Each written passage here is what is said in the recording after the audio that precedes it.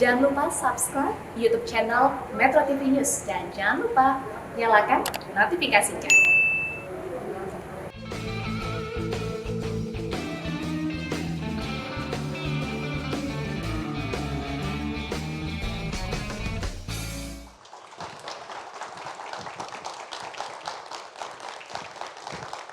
Hari ini saya akan bercerita tentang orang-orang yang melakukan satu tindakan yang berisiko. Tindakan mereka berisiko demi menolong orang lain.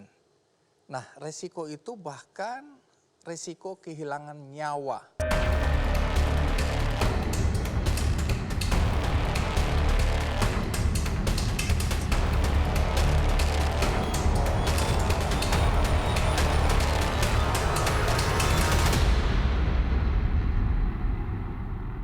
Apa yang membuat mereka berani mengambil tindakan seperti itu walaupun resikonya adalah kehilangan nyawa? Ini tentu ada kaitannya dengan hati yang berbicara. Nah, hari ini saya akan mengundang sejumlah orang yang tadi saya ceritakan berani mengambil risiko, bahkan risiko kehilangan nyawa untuk menyelamatkan orang lain. Tamu kita yang pertama adalah Belmondo Scorpio. Belmondo. Halo Mas Kendi. Terima kasih sudah hadir di acara Ki Kendi. Silakan duduk. Belmondo, namamu menjadi pembicaraan di hampir semua media, di masyarakat, terutama di media sosial. Ini ada kaitannya dengan demonstrasi yang terjadi di depan gedung DPR tanggal 11 April yang lalu. Nah, ini kaitannya dengan Ade Armando yang waktu itu mengalami penganiayaan dan orang yang mencoba melindungi Bang Ade hari itu adalah dirimu. Dan sosok kamu kemudian jadi bahan pembicaraan. Siapa gerangan Belmondo ini atau pemuda itu waktu itu ya, sehingga nekat tidak lari, malah menjaga Ade Armando dari serangan pemukulan sekelompok orang. Kalau boleh tahu, ya mungkin sebagian orang tidak membaca atau mendengar informasi mengenai apa yang terjadi. Saat itu Belmondo dan Ade Armando serta teman-teman ada di situ untuk apa? Kedatangan saya, terus Bang Adian Armando dan tim itu datang sebagai bagian dari organisasi Pergerakan Indonesia untuk Semua. Jadi memang pada hari itu kedatangan kami ke sana untuk melakukan liputan. Liputan apa? Liputan terhadap mahasiswa yang menyampaikan aspirasi tidak mendukung Presiden 3 periode saat itu. Liputan ini nantinya dipakai untuk apa? Untuk sosial media tentunya, Mas Andi. Baik di Instagram, YouTube, dan lain-lainnya. Memang kemarin kami mendukung gerakan mahasiswa itu. Memang tujuan turun itu mendukung gerakan mahasiswa. Selain ambil konten kan kita harus mengambil data di lapangan seperti jumlah mahasiswa kira-kira berapa dan tuntutannya itu apa saja. Dan itu yang menjadi bahan kami di lapangan. Jadi tujuannya sebenarnya membuat liputan mendukung aspirasi atau tuntutan mahasiswa agar presiden itu cukup 2 kali. Ya benar. Tidak 3 kali. Tidak 3 kali. Jadi itu selaras sebenarnya ya? Selaras. Kejadiannya sendiri sekitar pukul berapa? Kejadiannya itu pukul 2 kurang lebih, Mas Andi. Soalnya waktu pertama kami datang ke gedung DPR itu, mahasiswa saat itu belum ada. Mahasiswa saat itu berkumpul ke arah jalan yang menuju TVRI atau gimana gitu ya. Ya, ke sana ya. Sana, jadi kami mencoba datang ke sana, tempat berkumpulnya mahasiswa itu sebelum mereka jalan bersama-sama ke depan DPR RI. Jadi melakukan liputan dari awal mahasiswa itu melakukan demo, bertanya ke beberapa mahasiswa mengenai tuntutannya apa saja, dari kampus-kampus mana saja yang turun kemarin. Sampai di situ aman-aman aja. Sampai di situ aman-aman saja, Mas. Artinya mahasiswa tidak menolak, tidak anti. Saat itu kalau saya perhatikan juga, mahasiswa itu tidak fokus kepada kami, dia fokus kepada demonstrasi dan untuk menyampaikan tuntutan. Oke. Iya. Baik, jadi sampai di situ tidak ada yang aneh, tidak ada satu tindakan-tindakan yang mencurigakan, semuanya oke-oke aja ya. Iya. Nah, nanti ceritakan karena banyak orang yang kemudian menganggap bahwa provokasi dari seorang ibu, seorang perempuan yang membuat kemudian ada respon dari sekelompok orang dan berujung pada penganiayaan. Nanti cerita apa persis yang terjadi, Tapi sekarang kita simak dulu cuplikan berikut ini. Masih hangat di ingatan kita, pegiat media sosial dan akademisi Ade Armando mengalami persekusi secara beringas oleh sejumlah massa di depan gedung DPR RI pada demo 11 April 2022 lalu. Di dalam rekaman video yang beredar, tampak sosok pemuda yang berusaha melindungi Ade Armando. Ialah Belmondo Scorpio. Pemuda kelahiran Batam ini dengan berani menjadi tameng untuk melindungi Ade Armando dari pukulan massa yang membabi buta.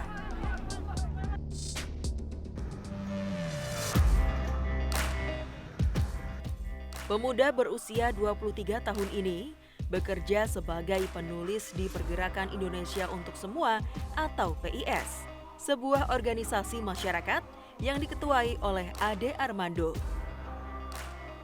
Pemuda lulusan hukum Universitas Sumatera Utara ini kerap kali menuangkan pemikirannya di channel YouTube. Juga terdapat di daerah kisah-kisah toleransi itu akan terkuak dan membuat bangga. Ayo sebarkan kisah toleransi di sekeliling kita. Semasa di bangku pendidikan, Belmondo banyak menuai prestasi dan aktif berorganisasi. Bagi Belmondo, kejadian ini akan selalu membekas dalam perjalanan hidupnya. Ia pun berharap kejadian serupa jangan terulang kepada siapapun karena akan mencederai rasa kemanusiaan.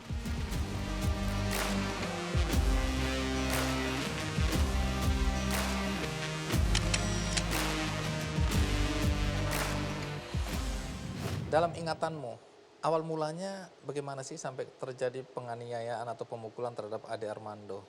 Saat itu liputan sudah selesai.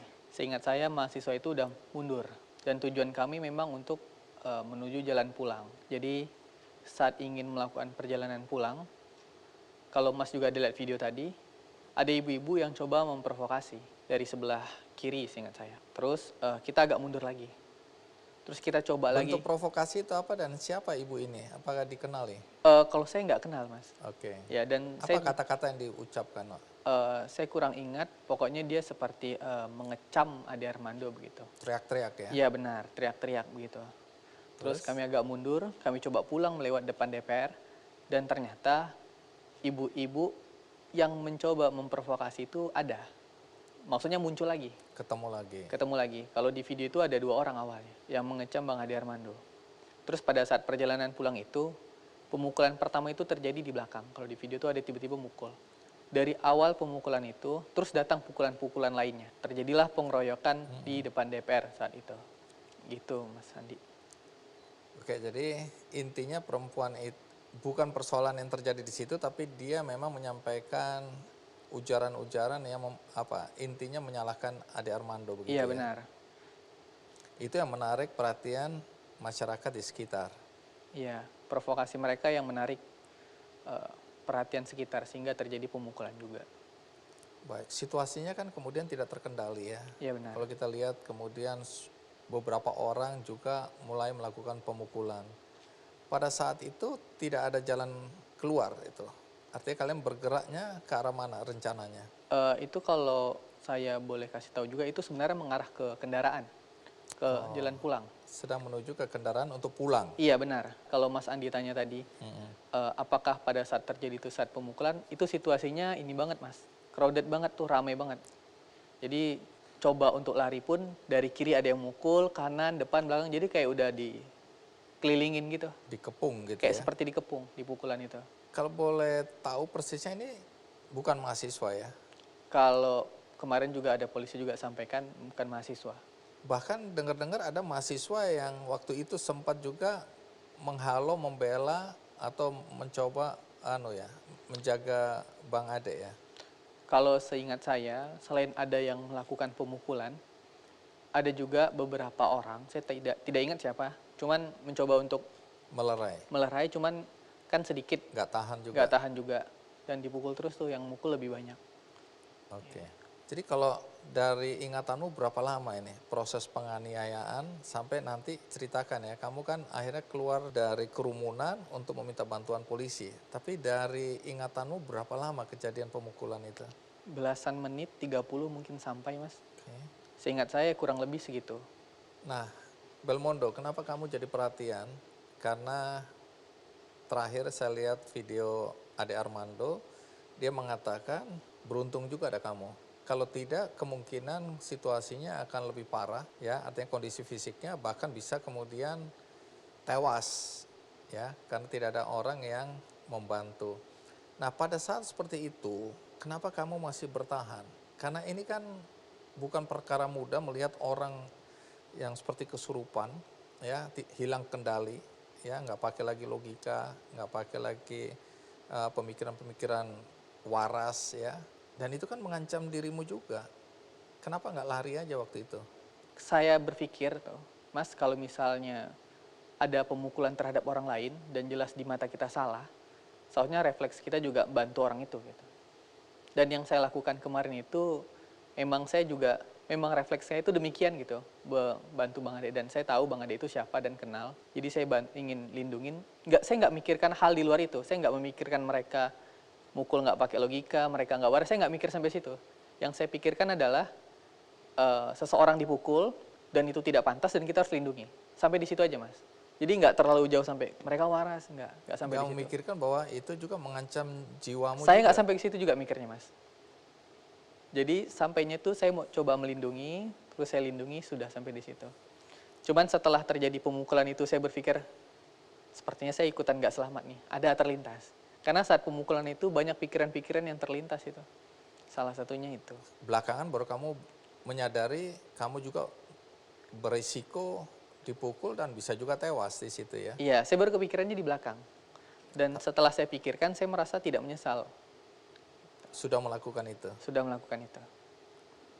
Walaupun awalnya mengikuti instingmu, nalurimu ya? Iya benar. Untuk menolong orang-orang yang menurut kamu harusnya tidak mendapatkan perlakuan seperti itu? Iya benar. Jadi ini bukan urusan Ade Armando, apalagi ya. Tapi kalaupun ada orang lain yang mengalami seperti itu, instingmu sama? Iya. Menolong orang itu? Saya rasa semua orang juga harus seperti itu, Mas. Boleh tahu sebenarnya umurmu berapa? 23 tahun. 23 tahun? Iya. Baik. Boleh tahu latar belakang keluargamu? Saya ini anak dari 2 orang tua yang telah berpisah semenjak sekolah dasar. Jadi orang tua saya berpisah waktu itu kelas 5 SD, saya ingat betul. Terus saya pindah dari Batam ke Pontianak saat itu. Ikut siapa? Saya ikut ibu saya. Jadi setelah itu saya tinggal dengan paman saya juga di SD kelas 5 dan kelas 6. Kemudian di SMP saya memasuki pesantren, itu di Kalimantan. Yang saat itu saya kenal dan akrab tinggal dengan kakek saya. Setelah pondok pesantren itu, saya pindah lagi ke Batam. Tinggal dengan bunda saya. Aslinya itu bibi saya sebenarnya. Saya udah lama nggak tinggal dengan orang tua. Jadi saya tinggal tuh dengan keluarga-keluarga saya. Jadi kamu dari kecil terpisah dari orang tua ya? Iya benar. Ikut kakek, ikut bibi. Iya. Terus di Batam saya sekolah 3 tahun SMK. Setelah itu saya lanjutkan pendidikan S1 saya di Kota Medan. Di Universitas Sumatera Utara. Atas biaya? Beasiswa saat itu. Kamu dapat beasiswa? Iya. Kalau ditanya nangis tentu saya sedih banget, Mas. Iya. Karena saat itu waktu saya lihat Bang Ade itu adalah dalam kondisi udah berdarah. Jadi saya putar-putar nangis, minta tolong kepada polisi.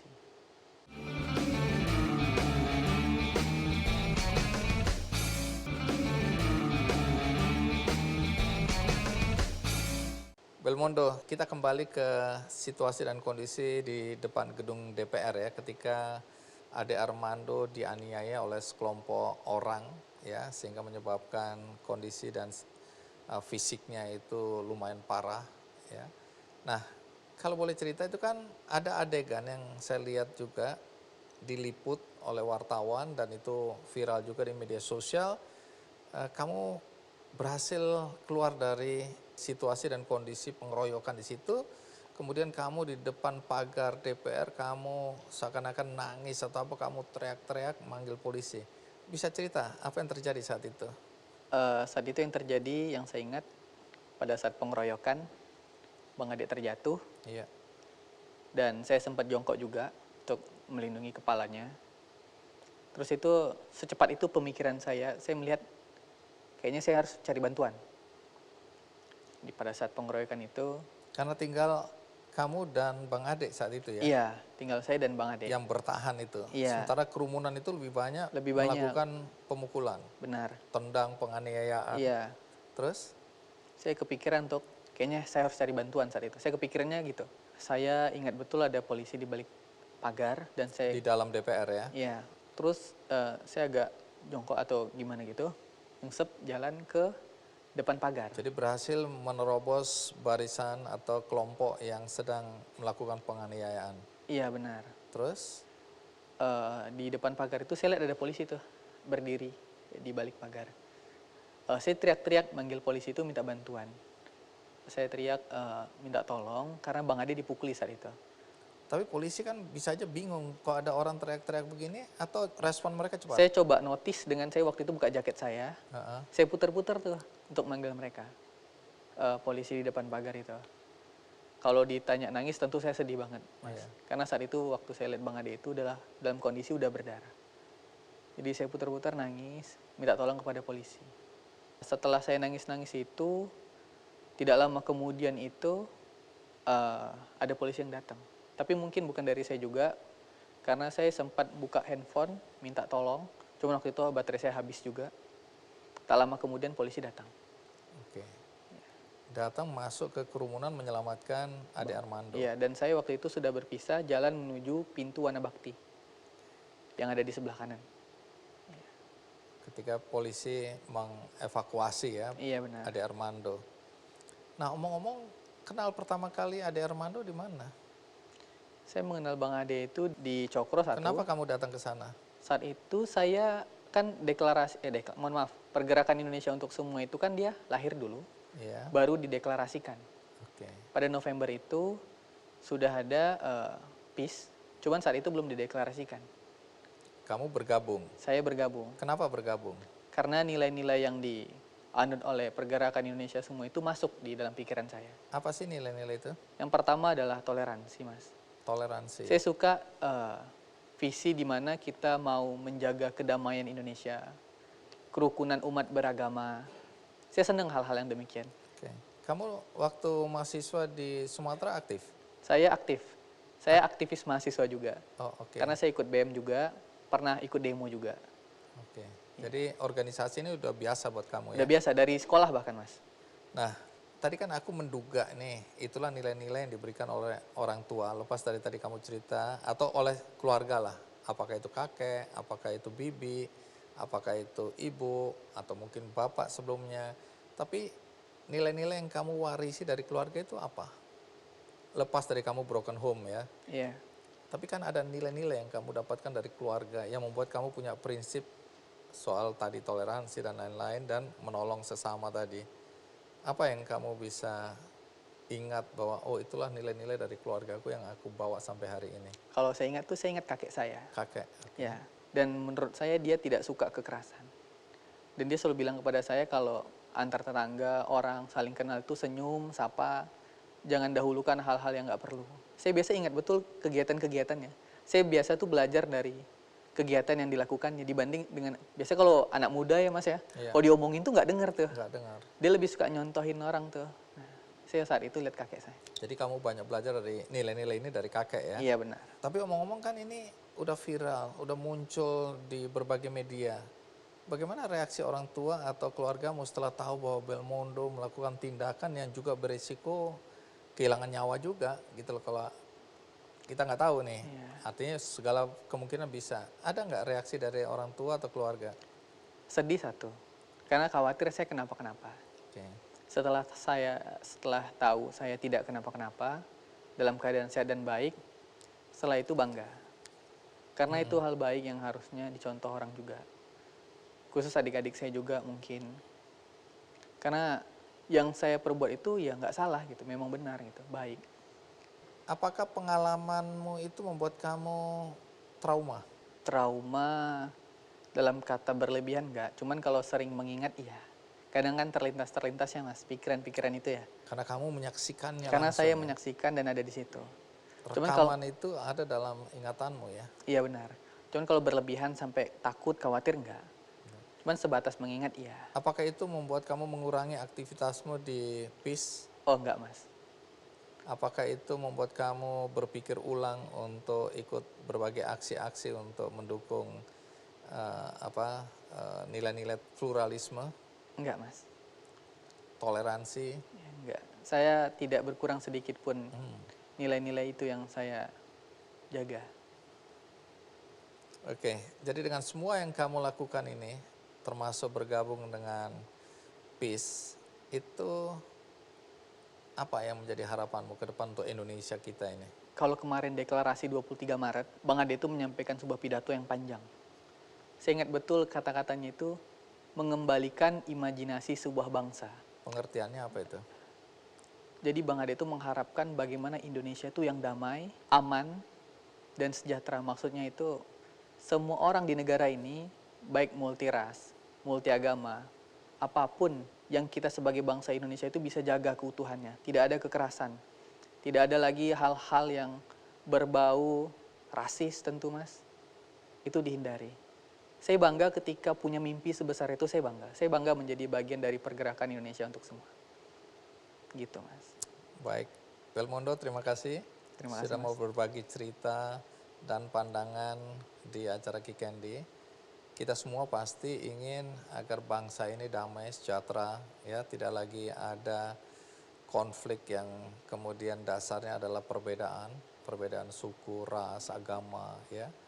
Tapi tantangannya besar sekali karena kita tahu sekarang politik identitas itu sekarang menjadi andalan beberapa orang yang mungkin tidak memiliki kapabilitas untuk memimpin bangsa ini melalui program, tapi memanfaatkan isu-isu agama, isu-isu SARA ini. Mudah-mudahan lah kalau Belmondo dan teman-teman, ya, kalau saya dengar Ade Armando juga mengatakan bahwa dia tidak takut, dia akan melanjutkan misi untuk membuat Indonesia yang lebih baik seperti itu. Ya, kita semua tentu doakan agar itu berhasil, ya. Terima kasih Belmondo. Terima kasih Mas Andi. Ya. Berikutnya saya akan mengundang satu sosok lagi. Konteksnya hampir sama, yaitu bagaimana mempertaruhkan nyawanya untuk menolong seseorang yang hendak bunuh diri. Nah, bagaimana peristiwanya, siapa yang mau bunuh diri, dan siapa dia tokoh yang akan saya undang ini. Pastikan Anda masih bersama saya, kita rehat sejenak, saya akan segera kembali. Kalau saya paksakan untuk sarengkoh di situ, dari depan dia, itu pasti saya juga ikut jatuh juga, atau dia juga dua-duanya ikut jatuh.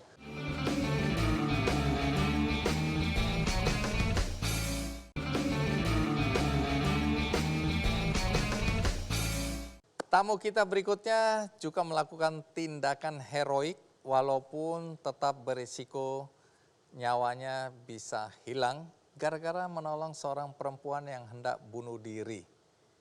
Peristiwanya viral di media sosial maupun di media konvensional. Tapi mungkin Anda lupa peristiwanya dan lupa siapa sosok pahlawan yang melakukan tindakan heroik ini. Mari kita sambut Khairun. Pak Khairun, apa kabar? Baik. Terima kasih sudah hadir di acara Kikendi. Silakan duduk.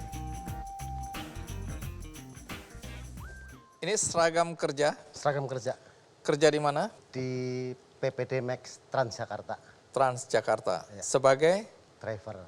driver. Kalau di busway namanya khusus pramudi. Jadi yang menyupir atau mengemudikan Transjakarta. Jalurnya mana itu? Saya kebetulan seringnya dikasih jalur Pluit Pinang Ranti, koridor 9. Koridor 9. Iya. Iya. Sudah berapa lama jadi pengemudi? Dari awal saya jadi pengemudi Transjakarta udah 15 tahun. 15 tahun? Iya. Nah, setelah ini cerita ya, Ya. apa yang terjadi waktu itu ketika Anda menyelamatkan seorang perempuan yang mau bunuh diri dan seberapa berisikonya tindakan Anda waktu itu. Jangan cerita dulu, karena kita simak dulu tayangan berikut ini.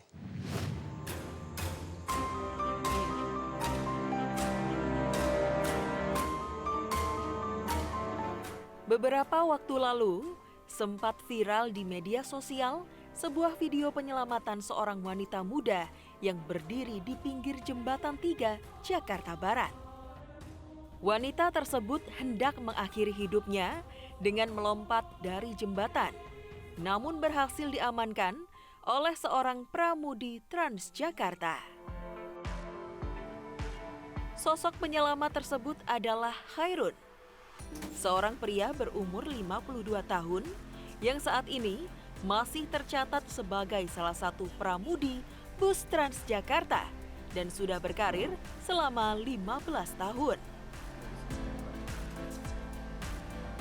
Video viral tersebut mendatangkan banyak simpati dari berbagai kalangan.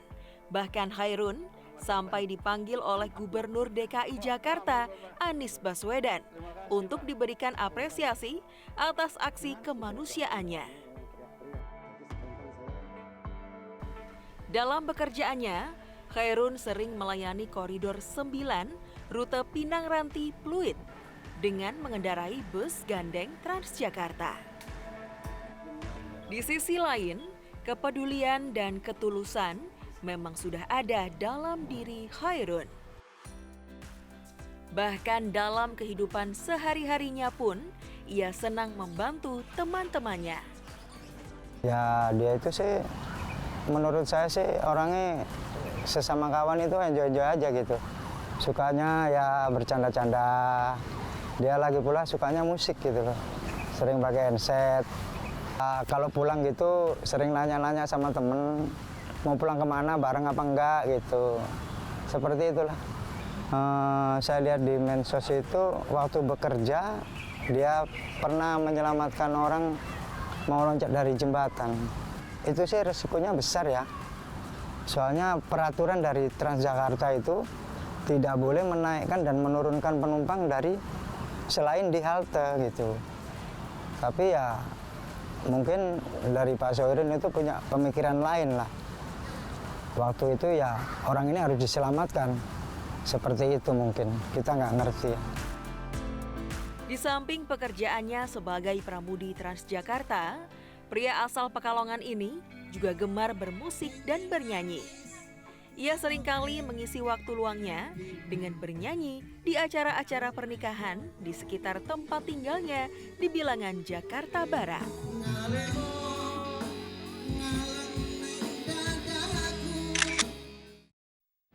Pak Khairun, kejadian itu persisnya di mana itu? Anda menolong perempuan yang mau bunuh diri? Waktu itu sore hari saya ditugaskan seperti biasa di koridor 9. Jadi saya start dari Pluit menuju ke Pinang Ranti sekitar jam 16. Pada jam 16.15 pas di jembatan 3, flyover jembatan 3, ada seorang wanita masih muda, posisinya sudah di luar pagar pengaman di atas flyover. Jadi ini flyover, dia ada di sebelah yang tinggal lompat Iya, aja tinggal jatuh lompat, gitu ya? Betul. Oke, terus? Saya waktu itu sedang tugas dan ada penumpang banyak. Karena di situ mestinya tidak ada seorang pun yang ada di situ. Karena itu hanya kendaraan yang bisa lewat di situ. Ya. Kalaupun ada seseorang tuh jalannya mesti jauh banget. Oke. Muternya jauh banget. Dan di bawah flyover itu sudah ada orang yang teriak-teriak mau nolong, membantu. Berkerumun ini di bawah? Berkerumun, tapi dia untuk menuju ke atas itu prosesnya emang lama. Harus Terlalu dia jauh ya? Jauh, muternya di Pluit dulu baru sampai ke flyover itu gitu loh. Tunggu dulu, ini kan banyak orang yang lewat. Tapi orang-orang tidak memperhatikan atau tidak peduli ada perempuan berdiri di situ. Saya nggak tahu tentang orang-orang yang Oke. lewat. Yang Tapi saya kenapa tahu, Pak Khairun hari itu kemudian berhenti melihat perempuan itu? karena kemanusiaan. Apa yang ada dalam pikiran Pak Khairun sehingga Pak Khairun berhenti? Anak itu usianya sama anak saya perempuan juga, seusia anak perempuan. Umur berapa perkiraannya? Kurang lebih, saya perkirakan waktu itu 20 tahunan ya. Tapi ada media lain yang nyebut 17 tahun. Oke, jadi situasi dan kondisi wajahnya atau fisiknya bagaimana yang Pak Khairun lihat hari itu? Nangis, histeris, posisinya udah menghadap ke bawah. Waktu itu saya dekati, saya coba rayu gitu dari jendela, dia malah histeris. Jadi apa yang Pak Khairun sampaikan? Kan ada kelihatan gambar. Sebelum turun Pak Khairun ngomong dulu sama dia kan? Betul. Lewat jendela mobil. Apa yang Pak Khairun sampaikan hari itu? Ya Dek, kamu mau ngapain? Tapi waktu saya tanya dia malah makin menjerit.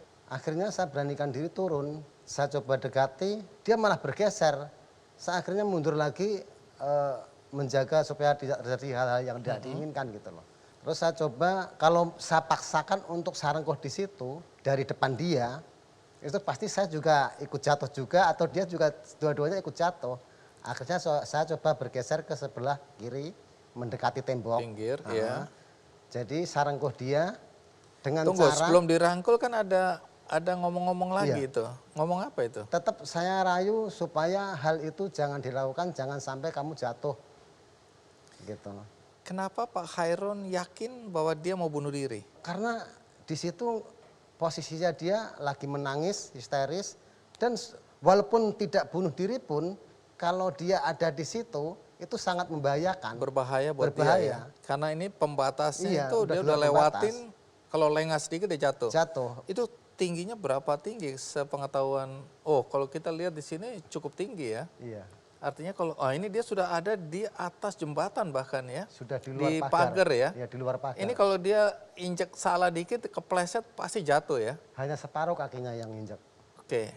Jadi ini situasinya seperti ini. Jadi lepas dari itu dia mau bunuh diri atau tidak, menurut Pak Khairun ini sudah sangat membahayakan dirinya. Betul. Nah, oke, terus waktu itu kan ada adegan Pak Khairun mendekat, langsung terkam dia gitu ya? Tidak, sebelumnya itu saya udah mau rengkuh, tapi dia malah bergeser. Bergeser. Karena dia melihat saya. Iya. Akhirnya saya coba kelabui dengan, emang kamu nggak malu dilihatin penumpang saya kayak gitu, Dek? Otomatis dia tengok, Ke saat bus. menengok ke bus, itu pas nengok ke bus itu, sarengkoh Lengah, dia. langsung Iya. dipeluk, dibawa turun. Waktu Anda peluk dia, bawa turun, kepikiran nggak bahwa ini risikonya aku juga bisa jatuh? Saya waktu itu nggak berpikir macam-macam, bahkan resiko yang saya tanggung pun dengan sanksi perusahaan pun juga udah nggak ada di pikiran saya. Intinya saya tujuannya supaya dia selamat gitu aja, nggak macam-macam. Apakah tidak terpikirkan bahwa ini orang dengan gangguan jiwa? Saya nggak berpikir itu, tapi saya lihat dari fisik sih bersih, putih, dan masih pakai bedakan gitu masih. Pokoknya Oke, masih jadi ini bukan rapi, ciri-ciri orang yang gangguan jiwa ini ya? bukan bersih orangnya. Oke. Nah, tadi disebutkan oleh rekannya Pak Khairun bahwa Pak Khairun ini sebenarnya udah melanggar aturan perusahaan ya. Artinya kan sebenarnya kalau Pak Khairun betul-betul katakanlah ya, ingat aturan perusahaan dan abaikan dia kan bisa aja bahwa tidak boleh berhenti di sembarang tempat, ya. Kemudian tidak boleh mengangkut penumpang karena setelah itu apa yang terjadi? Dibawa, dinaikkan ke dalam bus. Betul. Saya juga apresiasi ke penumpang, kalau saat itu penumpang ikut turun, ikut bantu, malah fatal. Mungkin panik atau gimana begitu. Bagus penumpang, dia hanya bantu setelah saya selesai menolong, baru dia bantu angkat ke atas. Itu yang pertama. Yang Ini penting sekali ya. Kalau semua orang turun rame-rame malah membuat perempuan itu takut dan bisa lompat ya. Jadi semua tenang dulu. Jadi mereka membiarkan Pak Khairun membujuk dulu ya. Betul. Sampai setelah dipegang, dibawa turun, baru ada saya lihat penumpang yang ikut membantu ya. Betul. Karena masih merontak-rontak itu ya. Iya, berontak. Saya bawa ke bawah pun masih berontak, dinaikin ke atas pun masih berontak. Di dalam bus. Iya. Oke. Itu nggak terpikirkan, waduh aku ini salah ini, kena sanksi nih. Karena aku berhenti di tengah jalan, bahkan menaikkan penumpang di tengah jalan. Saya terpikir setelah kejadian selesai. Waduh, ini pasti saya kena sanksi nih. Dan sanksinya itu pun juga stop operasi atau apa. Sehingga masalah itu nggak saya laporkan ke pihak perusahaan maupun ke jajaran yang ada di lapangan. Para pengendali atau para pengawas yang ada di lapangan nggak saya laporkan. Ketahuannya itu setelah 3 hari berikutnya ada viral. Tapi viral bukan yang dari kamera atas itu loh. Dari bawah. Dari bawah. Dari bawah. Gitu ya. Ya dari bawah dulu viral. Nah itu sempat nyampe ke grup WhatsApp perusahaan. Waduh, saya udah down duluan itu. Pasti ini perusahaan udah kasih sanksi saya ini. Jadi betul ya, waktu itu Kang Emon menyelamatkan seorang ibu pengendara sepeda motor dari begal ya. Iya Bu, iya Pak. pelaku begalnya berapa waktu itu? 2 orang, Pak.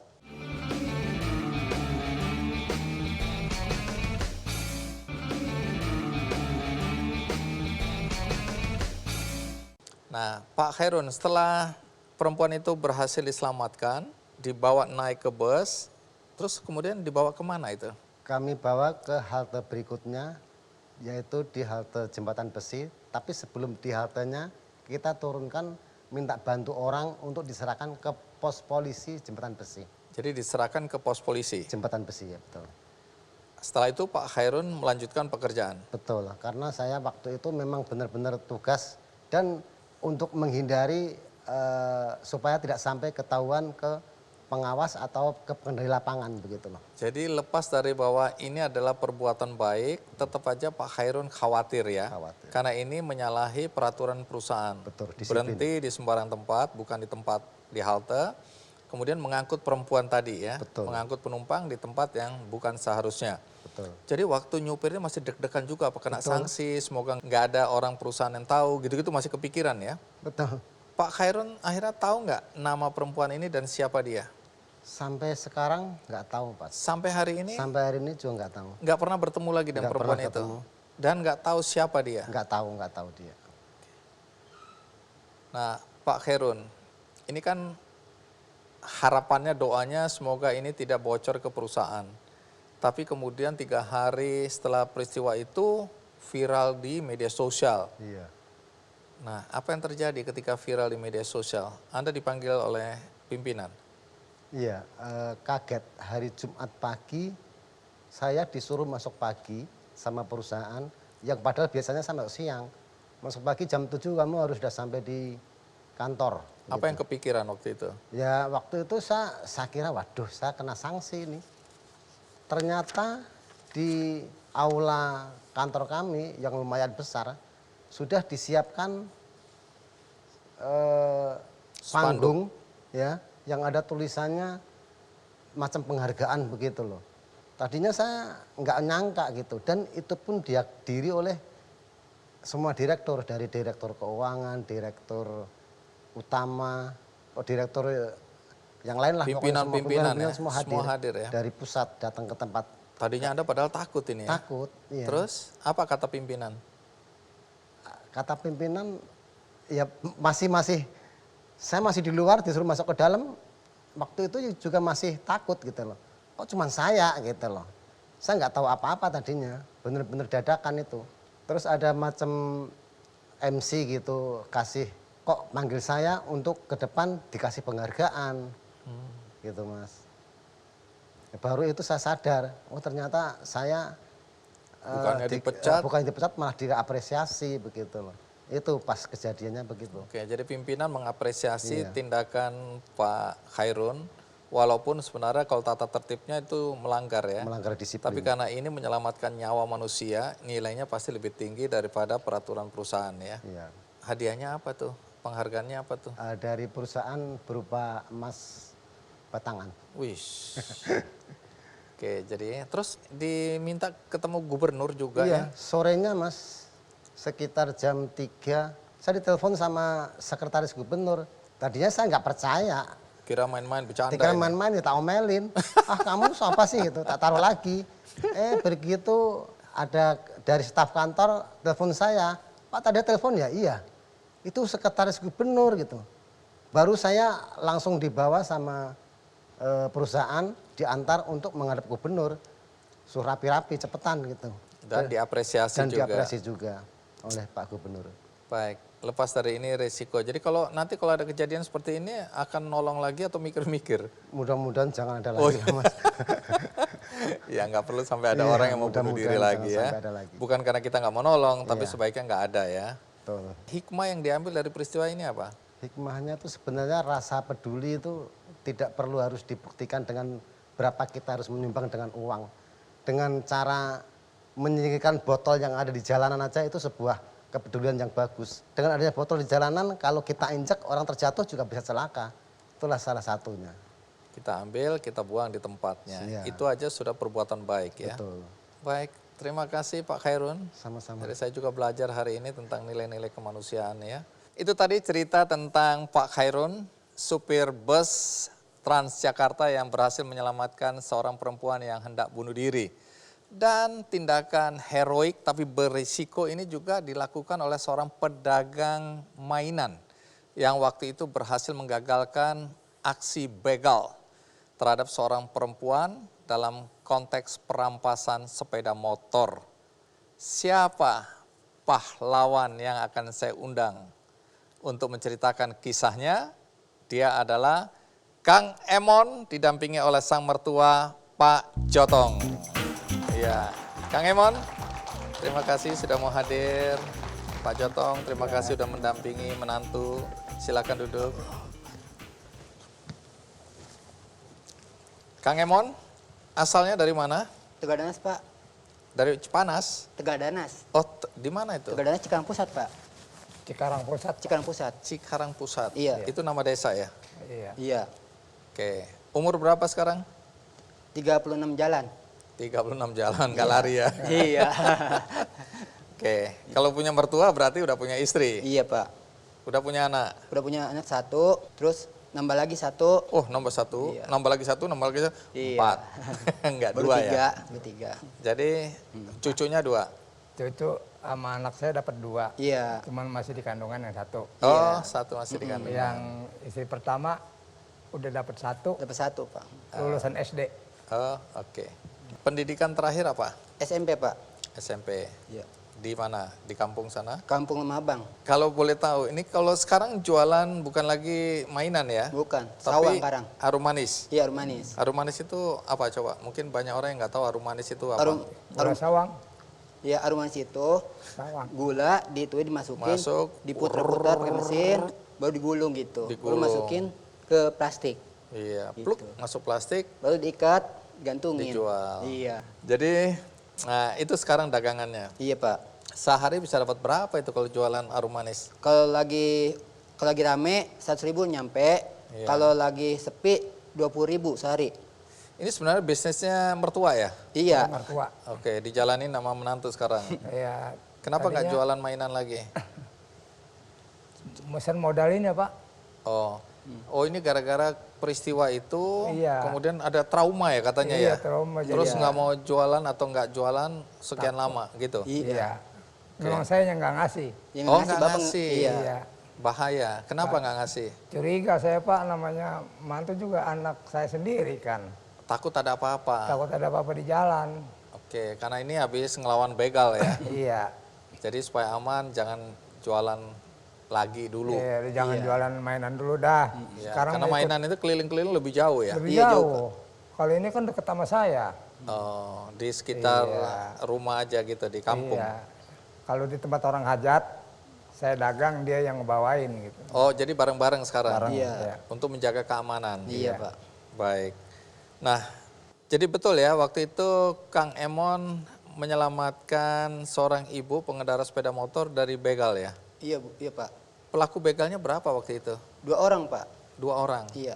Ya, bahkan kemudian katanya sampai melempar sepedanya untuk mencegah begalnya lari. Iya, Pak. Akhirnya gara-gara itu begalnya bisa ditangkap ya? Iya, ambil ketangkap. Nah, nanti cerita, tapi sekarang kita read dulu, ikuti terus Kick Andy. Saya mendengar teriakan ibu-ibu minta tolong, hati saya refleks langsung melempar.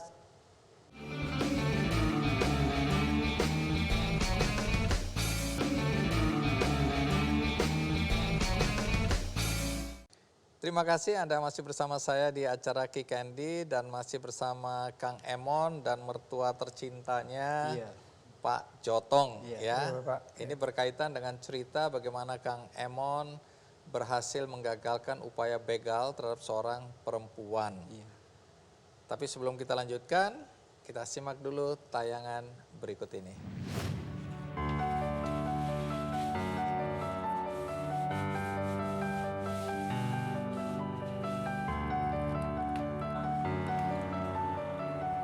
Dialah Wangga Sari, pria berusia 36 tahun yang akrab disapa Kang Emon ini berhasil menggagalkan aksi begal sepeda motor di Kecamatan Sukawangi, Kabupaten Bekasi, Jawa Barat. Saat itu, Korban yang merupakan pedagang soto sedang melintasi Jalan Raya Sukawangi pada bulan Agustus 2021 lalu. Tiba-tiba datang dua orang yang hendak merampas motornya. Tidak sempat membawa motor korban kabur, pelaku terjatuh ke selokan akibat dihadang sepeda milik Kang Emon. Setelah itu, pelaku pun berhasil ditangkap oleh polisi setempat. Aksi heroik Kang Emon ini mengundang simpati warga serta netizen setelah video pasca kejadian pembegalan beredar di media sosial.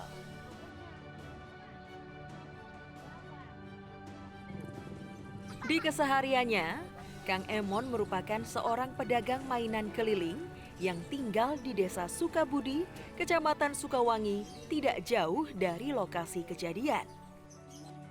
Kang Emon yang merelakan sepeda satu-satunya untuk menyelamatkan sesama patut diapresiasi sebagai bentuk kepedulian dan rasa kemanusiaan yang tinggi.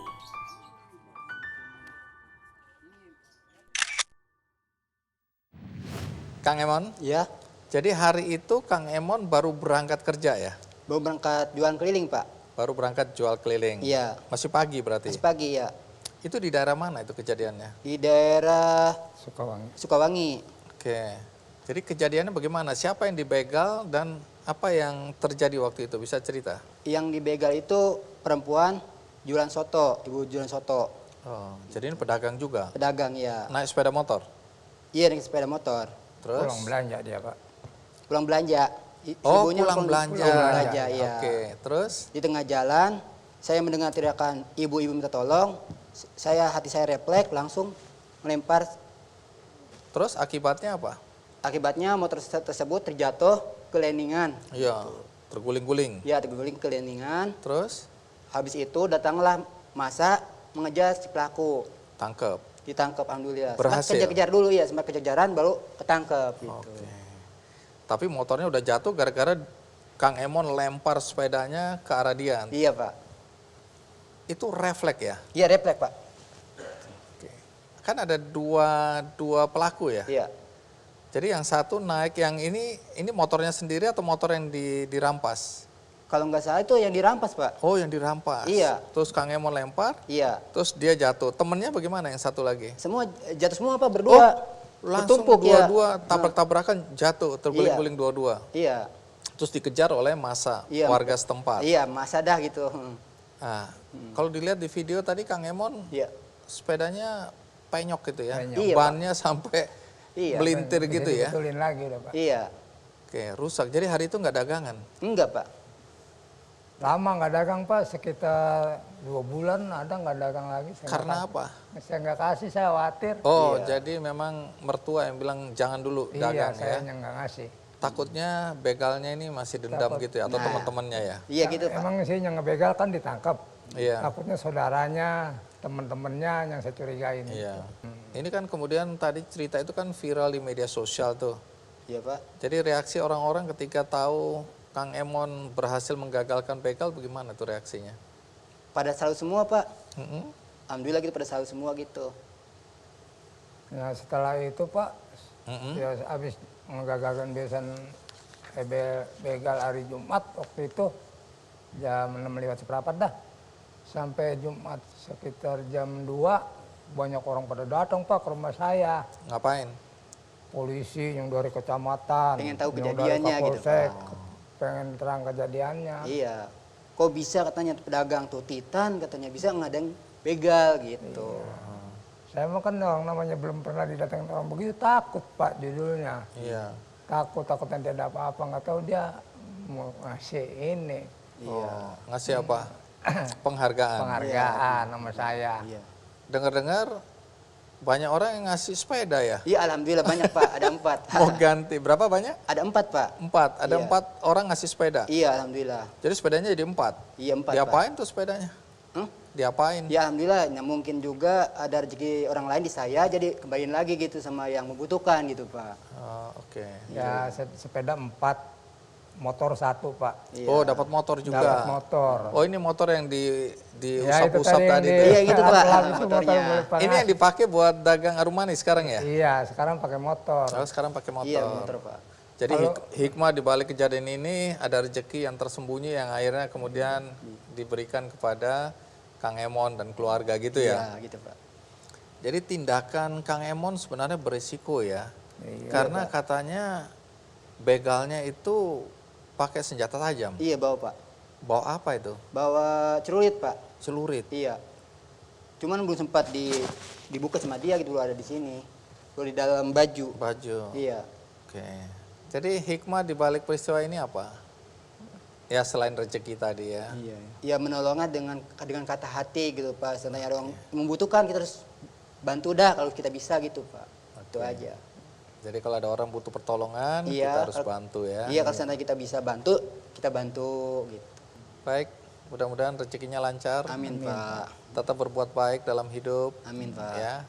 Walaupun tadi resikonya juga nyawa itu ya. Iya Pak. Itu kalau orangnya sempat ngeluarin celurit, marah dan seterusnya. Tapi mudah-mudahan selesai lah semua ini ya. Iya. Kita doakan aman-aman aja ya. Amin Pak. Baik, Kang Emon, Pak Jotong, terima kasih ya sudah berbagi cerita pada penonton Kikendi. Terima kasih. semuanya, Iya, terima kasih. Ya, Pak. Sampai jumpa lagi Iya Pak. sambil makan arum manis. Siap Pak. Oke. Berikutnya saya akan mengundang seseorang yang oleh warga di sekitarnya disebut sebagai pahlawan kaki satu. Sosok ini berhasil menyelamatkan nyawa seorang ibu dan seorang bayi yang tercebur ke sungai arus deras karena jembatan yang mereka sedang seberangi ditabrak oleh kapal yang kemudian ambruk. Bagaimana kisah penyelamatan ini dan kenapa disebut sebagai pahlawan kaki satu? Mari kita sambut Wahyu. Wahyu, apa kabar? Bagus. Iya, terima kasih ya sudah mau datang ya. Silakan duduk Wahyu. Nah, kalau lihat fisik Wahyu baru kita tahu ini pahlawan kaki satu gitu ya Iya Mas, disebutnya ya. Kakinya kenapa ini kok nggak ada? kecelakaan Kecelakaan apa? sama pickup. Ditabrak, Iya, terus harus diamputasi. iya. Udah berapa lama itu? Udah lama 2011 kejadiannya. Nah, Wahyu, pendidikan terakhirmu apa? SMP, Oke, sekarang kerja apa? parkir setiap minggu. Parkir. Iya, Oh, jadi juru parkir. iya, Setiap hari Minggu iya. atau setiap minggu sekali. Seminggu sekali. Ini di daerah mana? Di Sekarang tinggal di daerah mana? Kapuas. Kapuas. Iya, Ini kan peristiwa penyelamatan seorang ibu dan bayinya ya, iya, yang tercebur ke sungai arus deras katanya ya. iya, Gara-gara jembatan yang mereka sedang lalui itu betul ambruk ditabrak oleh tongkang. tongkang sama tongkang pasir. Terus patah atau ambruk terus kecebur ibu itu. Enggak, ibu itu sementara itu kan itu waktu sebelumnya saya itu di samping baru bangun tidur. Pas lihat jembatan ditabrak tongkang satu kali kan itu tuh kan belum roboh.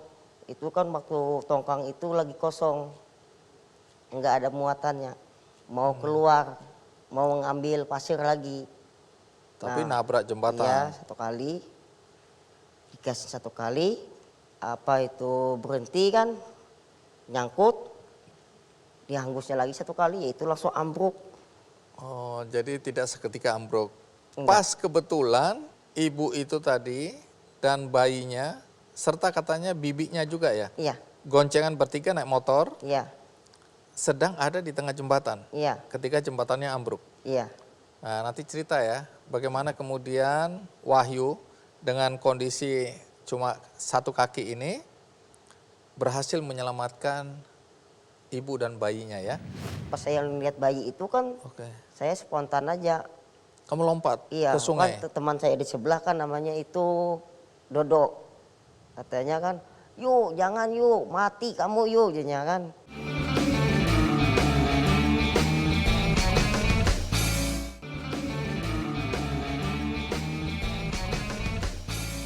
Ya, tadi kita sudah dengar cerita tentang Wahyu sekilas, bagaimana Wahyu dengan kondisi dan situasi kakinya yang tinggal satu ini berhasil menyelamatkan seorang ibu dan bayinya. Walaupun satu perempuan lagi juga berhasil selamat akibat jembatan ambruk. Tapi sebelum kita lanjutkan, kita simak dulu tayangan berikut ini. Masihkah ingat aksi heroik pemuda berkaki satu di balik tragedi robohnya jembatan gantung Mambulau, Muara Anjir, Kabupaten Kapuas, Kalimantan Tengah pada 2016 silam? Pemuda tersebut adalah Wahyu Saputra, seorang penyandang disabilitas daksa.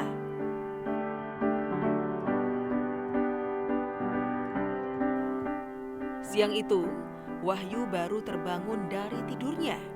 Tiba-tiba terdengar suara dentuman keras yang berasal dari tertabraknya jembatan oleh sebuah kapal tongkang.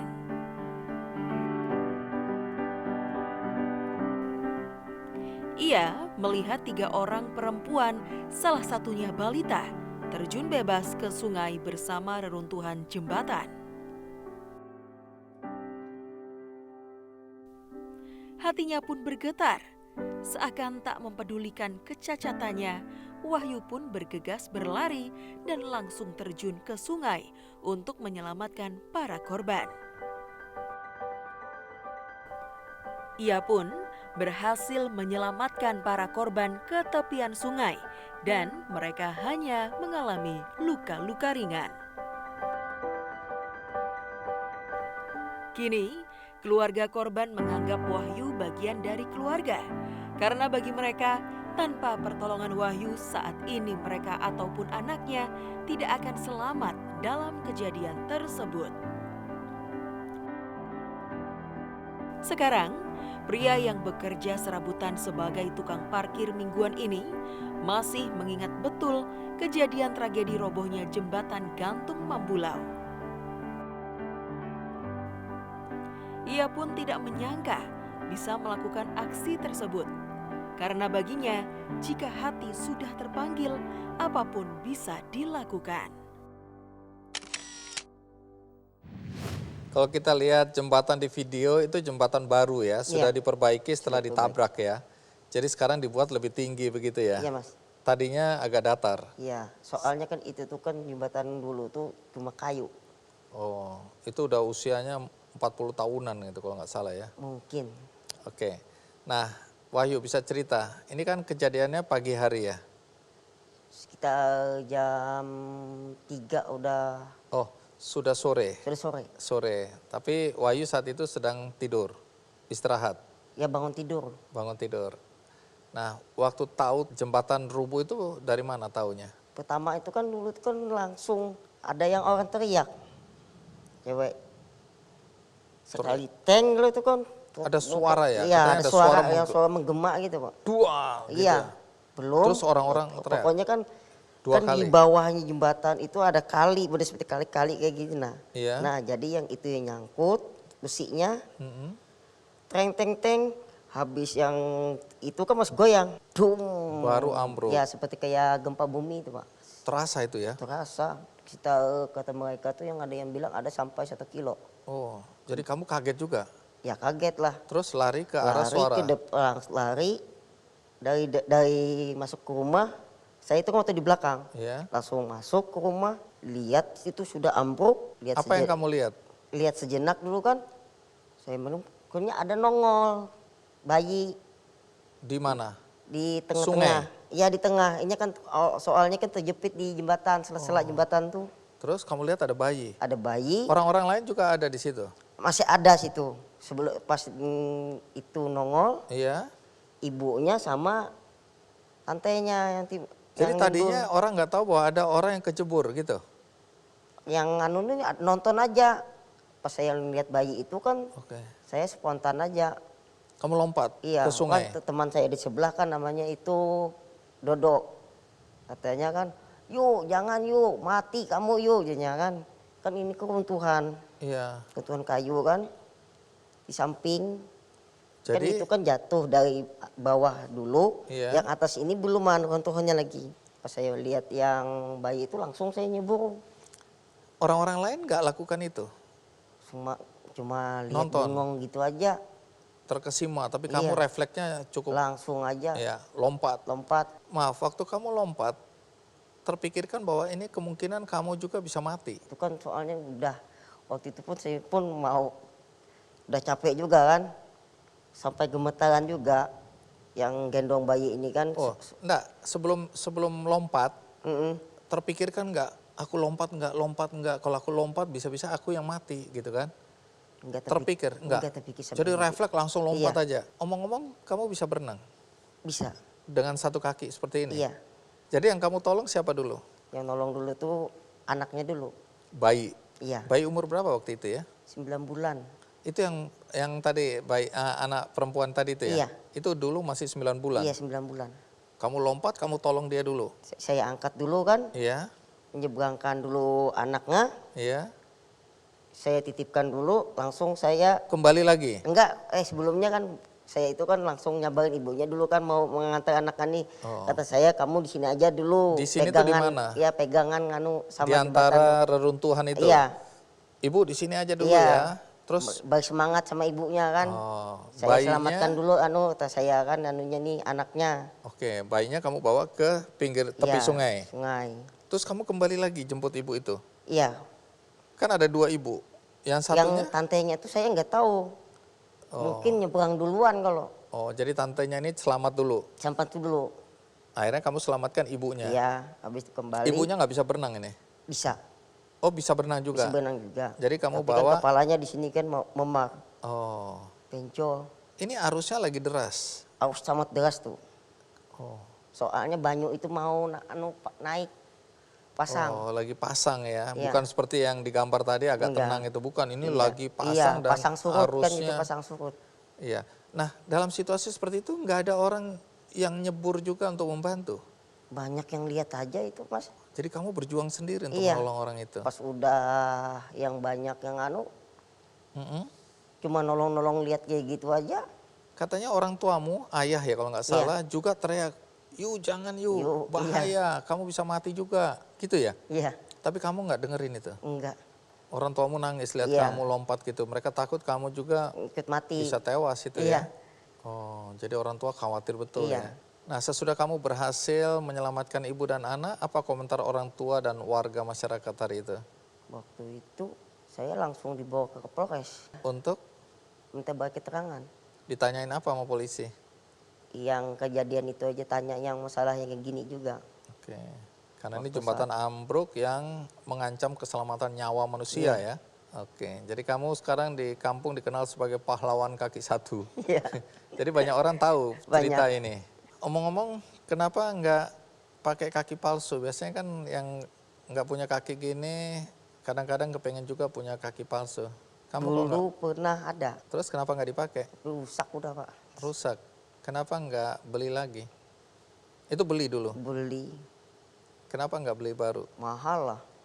Pas ini kan dulu pernah juga saya waktu habis kecelakaan, itu kan dapat uang dari jasa harja itu kan langsung ke tempatnya Pak Sugeng.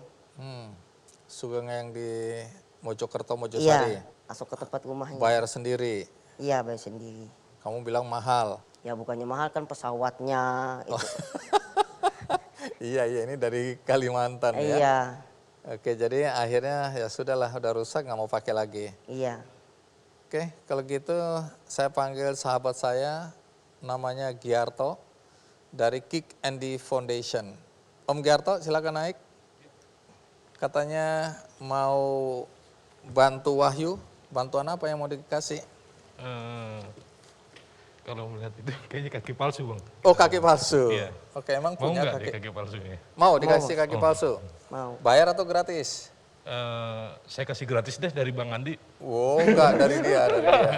Dia ini tim dari Kick Andy Foundation, khususnya untuk kaki palsu. Jadi hari ini dia mau kasih Wahyu kaki palsu, gratis, nggak usah bayar. Tapi untuk itu dia harus ukur. Diukur dulu. Silakan diukur dulu. Udah biasa dia ngukur-ngukur kaki palsu ya. Iya. Jadi gratis beneran ya? Gratis. Oke, mari. Katanya mau ukur di sini. Ya, di sini kita mohon izin minta Oh iya. bantuan. Ya. biar Silakan.